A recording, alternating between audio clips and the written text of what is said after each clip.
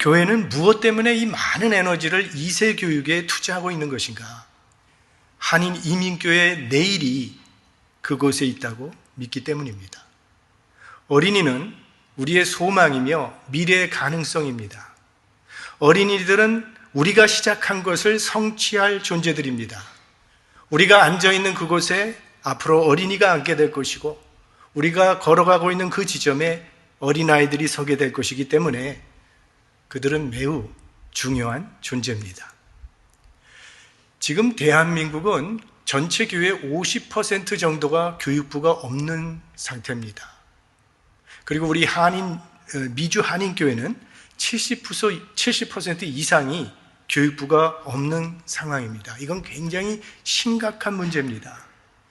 우리는 자녀들에게 신앙의 유산을 잘 넘겨주어서 자녀들을 통해서 하나님의 나라가 더욱 왕성하게 일어날 수 있도록 힘쓰고 기도해야 할 것입니다. 우리가 지금 교회에서 하고 있는 이 모든 일들은 다 선교의 범주에 들어가는 일들입니다. 우린 선교하면 먼저 떠오르는 것이 해외에 선교사를 파송해서 그 선교사를 선교비로 지원하는 일을 생각합니다. 그런 선교를 해외 선교, 외지 선교라고 부릅니다. 그런가 하면 지역 선교라는 것이 있는데 지금 우리가 출석하고 있는 이 교회를 부흥시키려고 노력하는 것, 그것을 지역 선교라고 부릅니다. 해외 선교, 지역 선교 두 가지 모두 선교에 해당되는 것입니다. 세계 도처에서 하나님의 나라 확장을 위해서 사역하고 계신 선교사님들이 때때로 교회에 찾아오셔서 선교 소식을 종종 들려주십니다. 우리 얼마 전에는 아프리카 차드에서 선교하고 계신 선교사님 한 분이 오셔서 많은 은혜와 도전을 주셨습니다. 예수 모르던 사람이 예수 믿게 되고 교회에 나와서 예배드리는 사람이 되었다고 하는 소식들, 또 배고픈 사람들을 먹이는 긍휼 사역, 마을 전체를 복음화시키기 위해서 열심히 전도하고 있다는 그런 소식들, 다 하나님께서 기뻐하실 귀한 사역입니다. 그렇다면 우리가 살고 있는 이 지역에서 예수 안 믿는 사람들을 교회로 인도해냈다면 하나님께서 보실 때는 그것도 똑같이 귀한 사역이라는 거예요. 해외 선교뿐만이 아니라 이 지역 선교 역시 중요한 선교 사역입니다.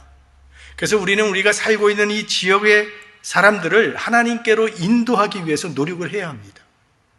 사실은 지역 선교가 잘 되어야 해외 선교도 가능한 것이지, 지역 선교가 잘 이루어지지 않으면 해외 선교는 더 안 되는 것입니다. 우리 교회는 우리 주님께서 우리에게 맡겨주신 그 엄중한 지상 대명령의 사명을 받들어서 땅끝까지 복음을 전하는 교회가 되어야 하는데, 그렇게 되려면 먼저 이 지역 선교가 잘 이루어져야 해외 선교까지도 감당할 수 있는 능력이 생기는 것입니다. 우리가 아무리 좋은 선교 계획을 가지고 있다 할지라도 지역 선교가 실패하면 다 틀린 일이 되는 것입니다. 이제 대한민국은요, 해외 선교사 파송 순위 상위권에 속하는 나라가 되었어요. 아니, 얼마 전까지만 해도 복음의 불모지였던 대한민국이 어떻게 해외 선교를 감당하는 나라가 되었는가? 대한민국 내에 지역 선교가 잘 이루어졌기 때문에 이제는 해외 선교도 가능한 그런 나라가 된 것입니다. 일본은 우리나라보다 훨씬 더 빨리 복음이 들어온 나라예요. 그러나 해외 선교를 못하고 있습니다. 그 이유는 지역 선교에 실패했기 때문에. 아니, 자기 나라도 선교를 못하는 나라가 어떻게 다른 나라를 도와줄 수가 있겠습니까? 예수 그리스도께서 승천하시기 직전에 제자들을 앞에 두고 마지막으로 부탁하신 말씀이 사도행전 1장 8절 말씀. 우리 합독해 볼까요?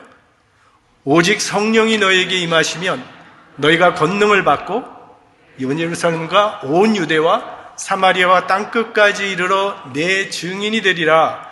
성령이 임하시면 어떤 일이 일어나냐면 내가 권능을 받게 되고 선교하게 되는데, 첫째로 예루살렘이라고 그러셨어요. 지금 예수님께서 이 명령을 내리시고 있는 제자들이 살고 있는 곳이 바로 예루살렘입니다. 이게 지역 선교입니다. 그래서 예루살렘 이 지역 선교가 잘 이루어지면 둘째로는 온 유대라고 했어요.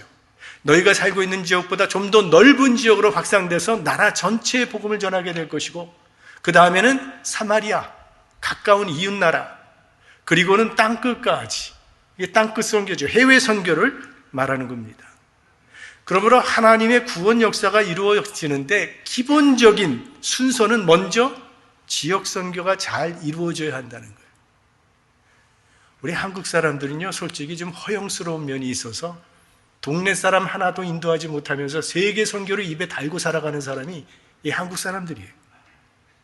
세계 선교하는 목적을 갖고 있는 교회일수록 지역 선교 잘해야 합니다. 해외 선교만큼이나 중요한 것이 바로 지역 주민들을 하나님께로 인도하는 사명이에요. 제가 신학교 다닐 때 우리 신학교의 모토가 뭐였냐면 Think globally, act locally. Think globally, 세계를 품고 act locally, 살고 있는 그 지역에서 행동하라는 그게 모토였습니다. 우리 교회는 해외 선교는 물론이요, 지역 선교에도 많은 노력을 기울여야 합니다. 그런데 교회마다요, 최대 효과를 볼 수 있는 지역 선교 분야가 있습니다. 그게 바로 2세 교육, 어린이 교육이라는 겁니다. 우리 기독교는 어린이들을 신자화하는데 많은 노력을 기울이고 있고 그 방법으로 주일학교 교육을 통해서 그런 일을 하고 있습니다. 오래전부터 많은 신학자들이 대한민국 교회 성장의 요인이 무엇인가를 여러모로 연구를 해봤습니다. 그래서 여러 가지 이유가 나왔는데 그 중에 빼놓을 수 없는 게 주일학교 교육이었어요. 어릴 때 주일학교 교육을 받은 아이들이 자라서 지금 어른이 되었기 때문에 지금 대한민국은 저렇게 교회가 부흥할 수 있었다는 거죠. 주일학교를 다녔던 어린이들이 이제는 교회의 장로님들이 되시고 권사님들이 되시고 집사님들이 되었기 때문에 교회가 이렇게 성장했다는 결론입니다. 아마 오늘 예배 드리시는 여러분 가운데서도 아마 많은 분들이 이 주일학교 교육 경험을 가지고 계실 것이라고 생각이 되는데요. 그래서 사실 교회는요, 이 주일학교 교육부 사역만 잘 해나가도 부흥하는 건강한 교회가 될 수 있는 겁니다. 중국에서는 법으로 주일학교 할 수 없게 막아버렸습니다. 이 법은 기독교 성장을 억제하기 위한 일환으로 생겨진 법입니다. 기독교의 특징이 있죠. 겨자씨와 같습니다. 한번 심어 놓으면 끊임없이 번성하는 것이 기독교의 특징입니다. 그래서 이 공산주의 국가가 기독교가 성장하면 곤란하니까 이 기독교 성장을 어떻게 억제할 것인가를 학자들이 모여서 연구를 한 겁니다. 그리고 내린 결론은 18세가 될 때까지 그 청소년들을 교회에 오는 것을 못하게 하면 기독교 성장을 억제할 수 있다는 결론을 얻은 겁니다. 18세 이전까지 기독교 복음을 접하지 못하도록 하고 그때 공산주의 사상을 집어넣어 버리면 기독교 성장 막을 수 있고 공산주의가 설 수 있다는 결론입니다. 그래서 18세 이하는 주일학교 교육을 받지 못하도록 법으로 못 박아버린 것입니다. 그러니까 공산주의자들조차도 주일학교의 힘을 인정한 셈이죠. 오늘 우리가 읽은 본문 잠언은 히브리 민족의 지혜서라고 부르는데 벌써 그 옛날부터 어린이 교육에 얼마나 열심을 냈는가 하는 것이 오늘 본문에 나타납니다. 자, 6절 말씀 우리 같이 한번 합독해 보겠습니다. 마땅히 행할 길을 아이에게 가르치라. 그리하면 늙어도 그것을 떠나지 아니하리라.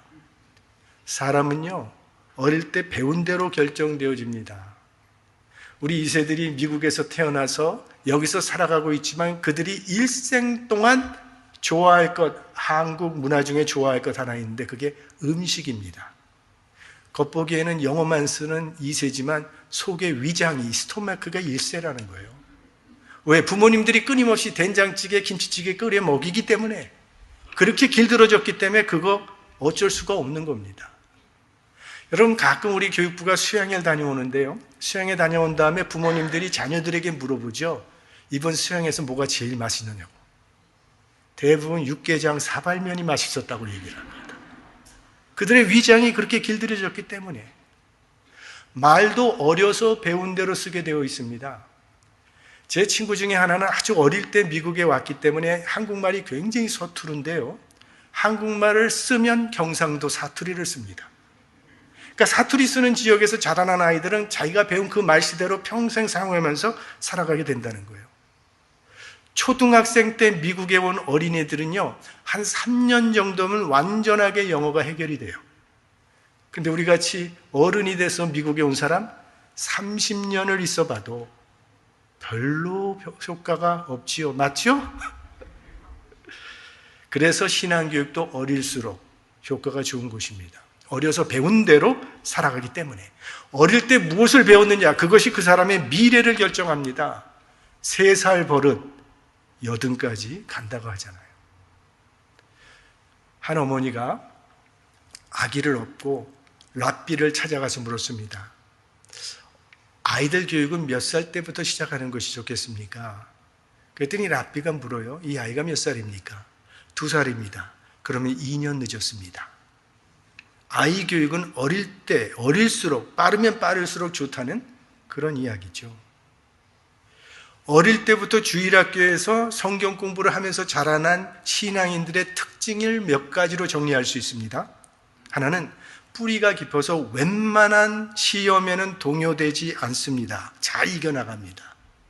그리고 어떤 경우에는 또 교회 시험이 들어서 멀리 갔다가도 때가 되면 돌아온다는 겁니다. 그리고 어릴 때부터 주일학교에서 신앙생활을 했던 사람들은 이단이나 사이비 종교에 쉽게 휩쓸리지 않고 광신자가 되는 확률이 적습니다. 그만큼 영적 지식이 준비되어 있기 때문에 그렇게 나타나는 겁니다.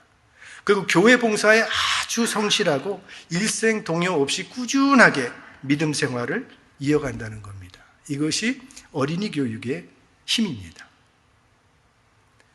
어느 주일 저녁에요, 뉴저지주에서 2 친구가 도박장을 향해 걸어가고 있었습니다. 그런데 공교롭게도 교회 앞을 지나가게 됐는데 그 교회 간판에 뭐라고 써 있냐면 죄의 싹은 사망이다라고 하는 설교 제목이 쓰여져 있는 거예요. 그때만 해도 미국은 벌써 주일 저녁에도 예배를 드리던 때였으니까 주일 저녁 설교 제목이 죄의 싹은 사망입니다. 그 친구 한 명이 그걸 보면서 좀 마음이 이상해졌어요. 그래서 친구에게, 야, 오늘은 우리 도박장 가지 말고 한번 교회 들어가서 예배 한번 드려보자고. 그랬더니 이 친구가, 야, 또 미쳤냐? 교회는 무슨 교회야? 그래서 둘이 약간 말다툼을 하고 거기서 헤어졌습니다. 한 친구는 도박장으로, 한 친구는 그날 교회에 들어가서 설교를 들었습니다. 그 설교를 들으면서 그 한 친구는 눈물을 많이 흘렸어요. 내가 왜 내 인생을 이렇게 살아가고 있을까? 회개하면서 이런 새로운 삶을 살아가겠다고 결심을 했습니다. 그리고 30년이 지났을 때 그 친구는 미국의 대통령이 되는데 그 사람이 바로 클리블랜드라고 하는 대통령입니다. 그가 대통령에 당선된 날, 클리블랜드가 대통령에 당선됐다고 전면 신문 기자를 보는 한 늙은 죄수가 감옥에서 30년 전 죄의 싹은 사망이라는 교회 간판을 떠올리며 눈물을 흘렸다는 겁니다. 그 한 편의 설교를 듣고 한 친구는 그것 때문에 대통령이 되었고 한 친구는 죄수로서 눈물을 흘렸다는 것이 클리블랜드 대통령의 유명한 일화입니다. 어느 나라나 이 화폐를 발행할 때는 그 화폐 초상화로 그 나라에 좀 공로 있는 사람을 초상화로 사용을 하죠. 우리 대한민국의 5만 원권에는 누가 있습니까? 신사임당이 있습니다. 10,000원권에는 세종대왕이 있고 5,000원권에는 율곡 이이, 1,000원권에는 태계 이황, 이렇게 사람들의 초상화가 그려져 있습니다. 제가 한국에서 사는 것 같이 이렇게 얘기를 하지만 다 제가 인터넷 보고 확인한 거예요. 미국 지폐도 마찬가지예요. 1불짜리에는 조지 워싱턴이 있습니다. 2불짜리에는 토마스 제퍼슨이 있고 5불짜리엔 아브라함 링컨, 10불짜리는 알렉산더 해밀턴, 20불짜리는 앤드류 잭슨, 50불짜리에 율리시스 그랜트, 100불짜리가 바로 벤자민 프랭클린입니다. 그런데 잘 사용하지는 않죠. 500불짜리 있습니다, 여러분. 저는 500불짜리 본 적이 있어요. 그 500불짜리에는 윌리엄 맥킨이라는 사람이 있고 1000불짜리가 바로 그로버 클리블랜드입니다. 한번 지갑에서 지폐를 빼서 확인해 보세요. 그리고 기왕 돈을 꺼내셨다면 도로 넣지 마시고 헌금하고 가세요. 여러분, 히브리 민족의 역사를 생각해 보면 하나님께서 아브라함을 갈대아 우르에서 가나안 땅으로 가라고 이민을 시켰습니다. 그러면 이민 온 땅에서 가만 놔둘 것이지 거기에 가만 놔두지 아니하시고 그의 후손 야곱 때가 되면 다시 애굽으로 이민을 가게 하신 후 거기서 400년 동안 고난의 역사를 겪게 하십니다. 그리고 다시 그 후에 가나안 땅으로 오게 하십니다. 왜 하나님께서 가나안으로 보내셨으면 가나안 땅에 그대로 두실 것이지 왜 거기서 애굽으로 다시 이민을 가게 하셨는가? 가나안 땅에서는요, 절대 이스라엘 민족이 큰 민족으로 형성될 수 없었기 때문에 그렇습니다. 아브라함이 그쪽으로 이민을 갔을 때 이미 가나안에는 여러 강대한 부족들이 살고 있었습니다. 이 부족들이 이스라엘 민족이 그들에게 위협이 될 만큼 큰 민족이 되는 것을 그대로 가만히 보고만 있지 않았을 것입니다. 그래서 이스라엘이 민족 국가로 세워지려면 보호막이 필요한데 그 당시 보호막이 바로 애굽이었습니다. 애굽은 초강대국, 어떤 나라도 건드릴 수 없는 나라가 애굽이었습니다. 그래서 아브라함의 후손들을 애굽으로 옮겨놓고 민족 형성의 기틀로 사용하신 것입니다. 애굽으로 이민 갈 때 야곱의 가족이 총 70명이라 그랬어요. 근데 그들이 얼마나 번성을 합니까? 애굽의 바로가 두려워하잖아요. 아니, 이스라엘이 우리보다 더 많아지고 우리보다 더 강해지겠구나. 그래서 노예로 만든 거 아닙니까? 70명이 이민을 왔는데 출애굽할 때는 약 400만 명이라고 하는 완전한 민족 국가로 형성이 돼서 출애굽을 하는 겁니다. 그러면 왜 하나님께서 이렇게 이스라엘 민족을 큰 민족이 되게 하셨습니까? 너희들 잘 먹고 잘 살라고 그랬나요? 아니죠. 세계 모든 족속에게 하나님의 은혜와 사랑을 전파하는 민족이 되게 하시려고, 축복의 통로가 되게 하시려고 하나님께서 그렇게 만드셨던 것입니다. 하나님께서 이스라엘 민족을 그렇게 큰 민족이 되게 하신 것처럼, 애굽으로 옮겨서 그런 민족이 되게 하신 것처럼 이제는 하나님께서 우리 한국 백성들을 미국에 옮겨놓고 기르시고 계시다는 것입니다. 왜 하나님께서 이렇게 하시는가? 우리가 영적으로 살펴볼 때 이곳에서 신앙의 힘을 길러서 미국과 세계 열방이 하나님의 축복의 통로가 되게 하시려는 하나님의 뜻이라고 믿을 수 있어야 한다는 거예요. 우리는 그런 영적 비전을 갖고 살아야 하고 그런 영적 꿈을 우리 자녀들에게 심어주어야 합니다. 우리가 고작 좀 더 잘 살기 위해서, 좀 더 자유롭기 위해서, 좀 더 잘 먹기 위해서, 좋은 거 구경하기 위해서 미국에 왔다면요, 그 이민 잘못한 거예요. 왜? 지금은 대한민국이 더 살기 좋은 나라가 되지 않았습니까? 미국의 자랑이 무엇이겠습니까? 미국은 최강대국이요, 기독교 국가였다는 것이 미국의 자랑이었어요. 미국은 건국 이후로 거의 실패를 모르는 나라였습니다. 근데 지금은 미국의 빛이 점점 흐려지고 있습니다. 우리 인간은 하나님의 형상을 받은 존재이기 때문에 아름다움을 추구하도록 되어 있습니다. 뭐든지 더 아름답고 깨끗하게 꾸미고 싶어 하는 게 인간의 마음이에요. 얼굴도 더 아름답게, 내가 사는 집도 더 아름답게, 내가 타는 차도 더 좋게, 그리고 성전도 더 아름답게 꾸미고자 하는 것은 우리 인간 본능에 심겨져 있는 하나님의 형상 중에 하나입니다. 그런데 이 향락 문화라고 하는 것은 그거에 정반대의 길을 가는 것입니다. 아름다움을 파괴시키는 것이 향락 문화예요. 제가 처음에 미국 갔을 때는요, 공원에서 남녀가 서로 포옹을 하면서 입을 맞추고 있는 것을 보면 내가 그러는 것도 아닌데 괜히 내 가슴이 두근두근했단 말이에요, 그때는. 근데 지금은요, 간에 기별도 안 와요, 그런 거 보면. 쳐다보지도 않습니다. 만약에 남자 둘이서 그렇다면 maybe 쳐다봤을지도 모르겠어요. 여러분, 만약 우리 교회 내에서 남자 집사님 둘이 그러고 있다고 생각해 보세요. 아마 주님 재림하실 때 말세가 되었다고 얘기할 겁니다. 아니, 세상에는 여러 가지 죄가 있는데 왜 동성애만 그렇게 꼭 집어서 문제를 삼느냐는 사람들이 있습니다. 그 이유가 있어요.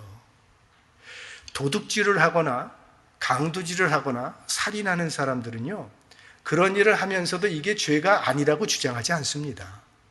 그런 사람들이 자부심을 갖고 모여서 축제를 벌인다는 소리를 난 들어본 적이 없어요.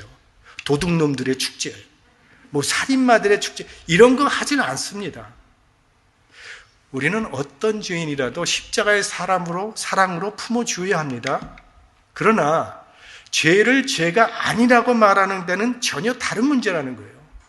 동성애가 죄가 아니라면 이제는 다른 죄들도 성경을 근거로 해서 죄라고 말할 수 없을 시대가 온다는 것입니다. 그러면 죄인들은 더 이상 회개할 기회가 또 가능성이 사라지게 되고, 그러면 심판을 면할 수가 없게 되는 거죠. 최근 통계에 의하면 미국 사람들 전체 인구의 70% 이상이 동성 결혼을 지지합니다. 그러나 진리는 다수결로 결정되는 것이 아니죠.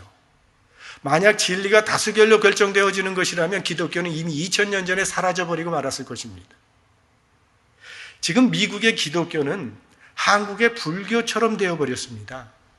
대한민국에 살고 있는 인구 중에 약 35% 정도가 나는 불교 신자라고 말을 하는데, 그러나 대부분의 사람들은 석가모니의 가르침과는 전혀 관계없이 그저 신의 도움이 필요할 때만 애군을 때우기 위해서 종교를 이용하는 미신적인 종교인들입니다. 이 청교도들이 미국에 이민을 온 것은 신앙 때문에 이민을 왔어요. 하나님 외에 우리는 다른 우상을 섬기지 않겠다고 이민을 왔는데, 지금은 미국에 우상이 너무나 많아졌습니다. 오늘날 미국은 개인의 자유 그리고 행복의 추구, 이것이 하나님 자리에 앉아 있습니다. 내 개인의 자유를 누리고 행복하게 살기 위해서 만약 하나님이 방해가 된다면 하나님을 없애버리고라도 그렇게 살고 싶어 하는 것이 지금 미국이 현실입니다. 이런 미국이 어떻게 해야 회복될 수 있겠습니까? 미국인들이 다시 일어나서 무너진 제도를 회복해야 되고, 이 청교도의 신앙을 다시 한번 가슴에 품어야 합니다. 저는 이런 미국의 현실과 우리 한국인들의 이민이 무관하지 않다고 생각하는 겁니다. 하나님께서 이스라엘을 애굽으로 옮겨서 큰 민족을 이루시고 하나님의 역사에 쓰신 것처럼 이 꺼져가는 미국의 신앙을 회복시키는 일에 우리 2세들이 쓰임받게 되기를 소망합니다. 그렇게 되려면 우리 이민 1세들이 2세들을 도와줘야 되는 영역이 있습니다. 하나는 교육의 문제입니다. 사실 이거는 잘 되고 있어요. 우리 한인 부모님들의 교육열이라고 하는 것은 이미 많은 민족으로부터 인정을 받고 있습니다. 교육에 대한 부모의 관심은 바람직한 현상이라고 봅니다. 그 반대 현상이 일어난다고 생각하면 어떻겠습니까? 고등학교 중퇴자가 자꾸 늘어나고, 알코올 중독자와 마약 중독자가 늘어가고, 갱 조직에 가담하는 청소년들이 많아지고, 가정은 계속 파탄이 되고, 청소년들이 이 향락 문화에 젖어서 의욕의 눈빛을 잃어갈 때 과연 하나님께서 그런 민족에게 역사의 주인이 되는 축복을 주시겠습니까? 교육을 중시하는 철학 심어주어야 합니다. 교육이 있는 민족은 절대 쇠퇴하지 않습니다. 그렇다고 인류 학교를 보내야 된다는 그런 말은 아닙니다. 이 사회에서 뒤떨어지지 않을 만큼 기본적인 교육을 받게 할 수 있도록 도와줘야 한다는 것입니다. 두 번째로는 신앙의 문제입니다. 유대인들은요, 이 신앙 문제 하나만 놓치지 않으면 된다고 생각했어요. 왜? 하나님의 말씀 붙들고 하나님을 경외하는 삶을 살아가는 인생이 가장 훌륭한 인생이라고 믿었기 때문입니다. 이 세상에 좋은 것 다 얻었다 할지라도 신앙 잃어버리면 그건 실패한 인생입니다. 부모가 돈을 많이 벌어서 그 많은 재산을 자녀에게 유산으로 남겨줬다고 가정해 보십시오. 만약 그 유산을 물려받은 그 자녀가 좋은 신앙을 갖고 있는 사람이라면 그 물질을 선한 곳에 사용하면서 훌륭한 인생을 살아가게 될 것입니다. 하지만 신앙이 없다면 어쩌면 그 많은 재물이 그 자녀의 인생을 망칠 수도 있다는 겁니다. 그러므로 1세들은 2세들이 신앙의 길을 갈 수 있도록 최선을 다하여 도와줘야 합니다. 우리가 지금 다 인정하는 것처럼 이스라엘이라고 하는 민족은 특별한 힘을 가진 민족이라는 것 세계 모든 민족들이 인정해 주고 있습니다. 이스라엘 민족은 430년 동안 애굽에서 노예 생활을 했지만 민족의 정체성을 그대로 보존했습니다. 근세 역사에서는 2000년 동안 나라 없는, 세계 곳곳에 흩어져서 나라 없는 백성의 삶을 살았지만 그 고통의 역사 속에서도 민족의 정체성을 여전히 보존하고 있습니다. 지금 미국의 유대인은 약 3% 정도라고 하는데 미국 대학의 전체 대학 교수의 30%가 유대인들입니다. 세계 노벨 수상자의 24%가 유대인입니다. 무엇이 그들을 이렇게 힘 있는 민족으로 만들었는가? 그 나라 땅이 큽니까? 자원이 풍부합니까? 아무것도 없습니다. 오직 하나, 신앙의 힘입니다. 하나님을 믿는 그 신앙의 힘이 그들을 이렇게 뛰어난 강인한 민족으로 만든 것이죠. 미국의 역사를 살펴보면 과거 미국의 원동력은 분명히 청교도 신앙이었습니다. 이 청교도적인 신앙이 미국을 이끄는 힘이 되었습니다. 그렇다면 앞으로도 미국은 신앙이 살아있는 민족이 이끄는 나라가 될 것입니다. 만약 우리가 이 청교도의 신앙을 가지고 살면서 우리 자녀들에게 이 청교도 신앙을 잘 가르친다면 하나님께서는 어느 때인가는 이 땅의 주인을 신앙으로 살아가는 우리 한국 민족에게도 맡겨주실 것입니다. 우리 모두는 교회를 향한 이 하나님의 분명한 뜻을 바라보면서 이제 우리 교회가 앞으로는 훌륭한 영적 지도자들을 많이 배출하는 그런 교육센터가 되어서 이 땅에 하나님이 원하시는 하나님의 나라를 세워가는데 귀하게 쓰임받는 내일을 준비하는 교회가 될 수 있기를 주님의 이름으로 축원합니다.